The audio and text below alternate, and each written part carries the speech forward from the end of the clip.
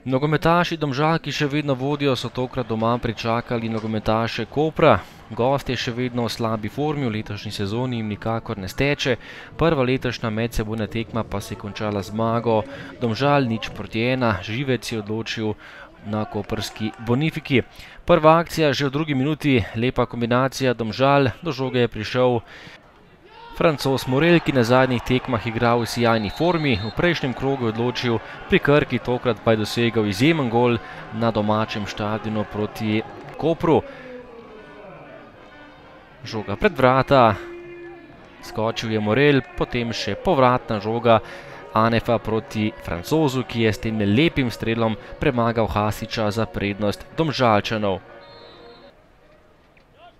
Nadaljevanje tekme, 8. minuta, prvi strel tudi Koprčanov. Do strela je prišel napadalec Jaka Štromajerja, tokrat zgrešil domžalska vrata. Po kotu je mimo meril tudi Delić, nato pa še ena akcija Domžalčanov.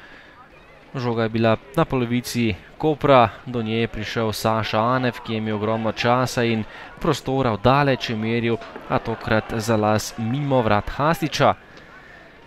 Do konca prvega polčasa še velika priložnost za Pučka, ki je meril previsoko po lepem predložku z desne, in potem še Josh Parker, ki je prišel do nove priložnosti, sam je potegnil proti vratom Kopra, odigral lepo dvojno podajo z Anefom in na koncu zgrešil koprska vrata.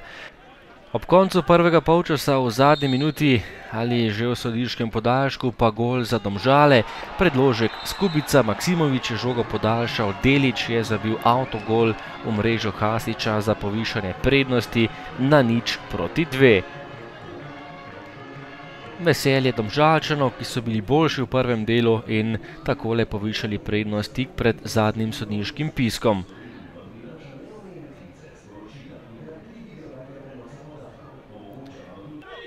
Drugi polčas in prva akcija za Koprčane. Pučko je bil hitrejši od Vidmarja, iz golove črte pa je izbil Skubic, ki je tokrat rešil svojega vratarja. Še ena akcija Domžal. Simić si je pripravil prostor in podal pred vrata, nekoliko nespreten je bil Ermin Hasič, ki je žogo vendarle uspel odbiti, in potem še akcija domačega moštva. Na desni podaja pred vrata in nato Simić, ki si je pripravil prostor, našel Darka Zeca, ta je meril daleč, ampak nekoliko mimo koprskih vrat. Tekma se je končala in na koncu dokaj suverena zmaga Domžalčanov, 2:0 v domžalskem športnem parku in še vedno so domači na prvem mestu lestvice.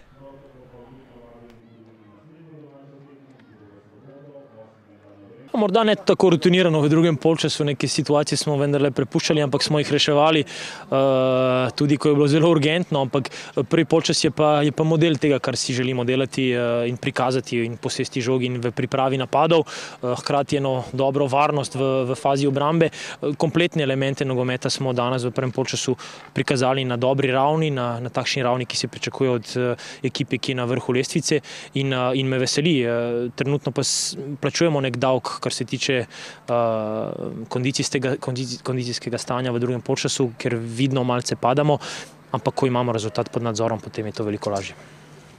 Ja, ni steklo v sami končnici. Mislim, da smo tekmo začeli slabo, da smo se potem pobrali, narekovali ritem skozi cel drugi polčas, ustvarili 3-4 res izredne priložnosti, vendar nismo zadeli, in če ne zadaneš, potem ne moreš niti nič pričakovati. Smo pa gledali eno zanimivo, dinamično tekmo z ene in druge strani, tako da so lahko gledalci prišli na svoj račun.